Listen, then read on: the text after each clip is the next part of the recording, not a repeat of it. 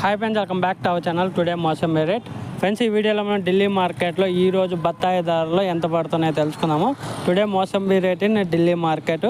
ఈరోజు వచ్చేసి ఢిల్లీ మార్కెట్కి 92 వెహికల్స్ అయితే వచ్చాయి, 92 వెహికల్స్ అయితే వచ్చాయి. ఇంకా ధర చూసుకుంటే 28 రూపాయల నుంచి 46 రూపాయల దాకా అయితే టాప్ ధర అయితే వెళ్తుంది. 28,000 రూపీస్ టు 46,000 రూపీస్ దాకా వెళ్తుంది ఒక ton. Today mosambi rate in Delhi market.